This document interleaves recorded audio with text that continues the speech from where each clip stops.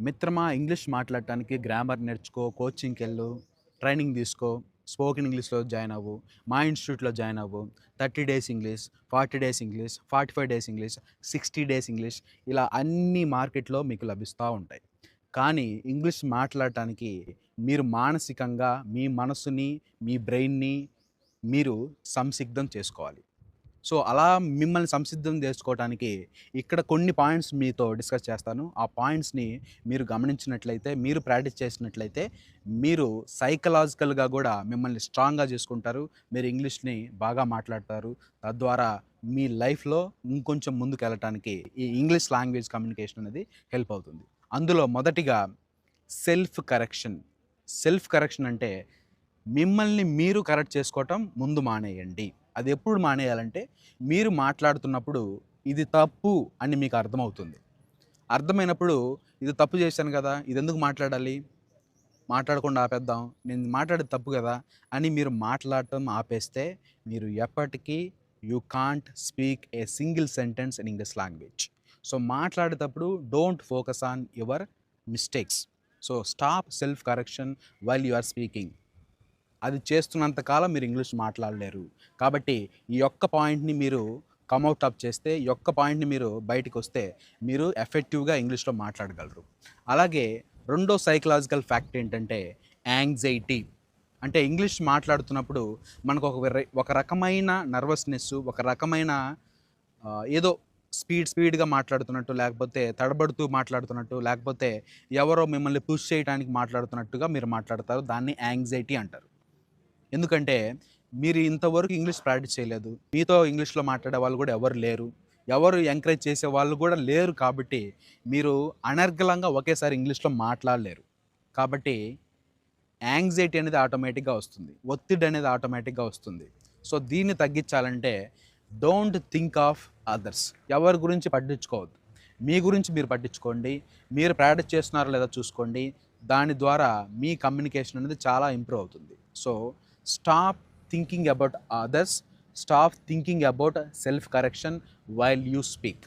So, ఇలాంటివి మీ మనసులో గనక ఉంటే మీరు ఎఫెక్టివ్‌గా ఇంగ్లీష్‌లో మాట్లాడగలరు. అలాగే చాలా ఫ్యాక్టర్స్ ఉన్నవి. అన్నీ నా స్టూడెంట్స్ కూడా చెప్తారు. ఒకసారి వాటిని వినండి. ఫస్ట్ మన అందరికీ మోటివేషన్ ఉండాలి. ఆ మోటివేషన్ ఎక్కడి నుంచి ఉండాలంటే ఇంగ్లీష్ నేర్చుకోవడం వల్ల, ఇంగ్లీష్‌లో కమ్యూనికేట్ అవ్వడం వల్ల మనకి మంచి కెరియర్ ఉంటుందని మీరు నమ్మాలి. జాబ్‌లో కూడా మనకి ప్రమోషన్ ఉంటుందని మీరు నమ్మాలి. ఈ మోటివేషన్ కనుక మీకు ఉంటే ఇంగ్లీష్ నేర్చుకోవడానికి ఎప్పుడు కాన్స్టెంట్ మోటివేషన్ ఉంటుంది. అదే మిమ్మల్ని ఇంగ్లీష్ మాట్లాడేలాగా చేస్తుంది. Keep a growth mind set. ఇక్కడ గ్రోత్ మైండ్ సెట్ అంటే believing that language skills can improve with efforts. Language skills అనేవి మీ యొక్క ప్రయత్నం ద్వారా ఇంప్రూవ్ చేసుకోవచ్చు. That leads to better progress. Where as fixed mind set believing that English language is an innate ability. అంటే English language సహసిద్ధంగా వచ్చింది అనుకుంటే అది మీరు తప్పు చేస్తున్నట్టే. ఇంగ్లీష్ లాంగ్వేజ్ని ప్రాక్టీస్ ద్వారా, కన్సిస్టెన్సీ ద్వారా, మోటివేషన్ ద్వారా నేర్చుకోవచ్చు. ఇంగ్లీష్ మాట్లాడటానికి సోషల్ ప్రెజర్ నుంచి బయటికి రండి. ఎందుకంటే fear of judgement from your peers, teachers can effect your fluency. Social pressure అనేది ఎవరైతే ఇంగ్లీష్ బాగా మాట్లాడతారో వాళ్ళ నుంచి వస్తుంది. వాళ్ళు మిమ్మల్ని పర్ఫెక్ట్గా ఇంగ్లీష్ మాట్లాడతారని, ఇంగ్లీష్ మాట్లాడలేకపోతున్నారని, ఇంగ్లీష్లో తప్పులు చేస్తారని వాళ్ళు అనుకుంటున్నారని నువ్వు అనుకుంటే అది సోషల్ ప్రెజర్ అవుతుంది. దానివల్ల నువ్వు ఎప్పటికీ ఇంగ్లీష్ మాట్లాడలేవు.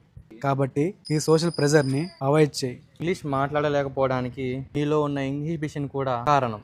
ఎందుకంటే సరిగా మాట్లాడలేనని, నేను తప్పులు చేస్తానని మాట్లాడటం మానేస్తే ఆ ఇన్హిబిషన్ మిమ్మల్ని ఎప్పటికీ ఇంగ్లీష్ మాట్లాడలేకుండా చేస్తుంది. కాబట్టి కమ్అట్ ఆఫ్ ఇట్. దాని నుంచి బయటికి రండి. అలాగే హై సెల్ఫ్ ఎస్టీమ్ ఉండాలి. సెల్ఫ్ ఎస్టీమ్ అంటే ఎక్కువ నీ మీద నీకు నమ్మకం ఉండాలి. నీ మీద నీకు నమ్మకం ఉంటే తప్పులు చేసినా ఇంగ్లీష్ మాట్లాడతావు. అలాంటప్పుడు నీకు ఇంప్రూవ్మెంట్ వస్తుంది. నీ కమ్యూనికేషన్ బెటర్ అవుతుంది. నీ కమ్యూనికేషన్ బెటర్ అయితే మంచి అవకాశాలు నీకు వస్తాయి. కాబట్టి సెల్ఫ్ ఎస్టీమ్ చాలా అవసరం. సో, వీటి నుంచి మీరు బయటకు వచ్చినట్లయితే నేను చెప్పినట్టుగా, నా స్టూడెంట్స్ చెప్పినట్టుగా ఈ ఫ్యాక్టర్స్ గనక మీరు వీటి నుంచి బయటకొచ్చి ఫాలో అవ్వాల్సినవి ఫాలో అవుతే ఆటోమేటిక్‌గా మిమ్మల్ని మీరు సైకలాజికల్‌గా, మానసికంగా స్ట్రాంగ్ చేసుకుంటారు. ఎప్పుడైతే మీరు స్ట్రాంగ్ అవుతారో అప్పుడే మీ కమ్యూనికేషన్ కూడా స్ట్రాంగ్‌గా తయారవుతుంది. మీరు కూడా స్ట్రాంగ్ అవుతారు. అలాగే ఎవరైతే మానసికంగా స్ట్రాంగ్‌గా ఉంటారో వాళ్ళే స్ట్రాంగ్‌గా అన్ని ప్రాబ్లమ్స్‌ని సాల్వ్ చేయొచ్చు. Strength is life, weakness is death. స్ట్రాంగ్గా ఉండండి, కాన్ఫిడెంట్గా ఉండండి, మానసికంగా బలంగా ఉండండి, ఇంగ్లీష్ లాంగ్వేజ్లో అనర్గళంగా మాట్లాడండి. మీరు కోరుకున్న జాబు మీకు వస్తుంది, మీరు కోరుకున్న కెరియర్ మీకు వరిస్తుంది. So thank you all for watching and please do subscribe, share our Ingvita YouTube channel.